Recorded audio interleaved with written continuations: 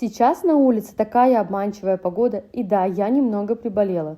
Я не люблю лечиться всякими таблетками, стараюсь лечиться более традиционными методами. У меня для этого есть мед балхам от кашля с барсучьим и медвежьим жиром. Уникальный натуральный продукт, созданный по старинным рецептам кавказских целителей, который эффективно помогает при различных заболеваниях дыхательных путей. В его состав входят исключительно природные компоненты, обладающие мощными лечебными свойствами. Барсучий жир, который с древних времен использовался для лечения затяжного кашля или бронхитов.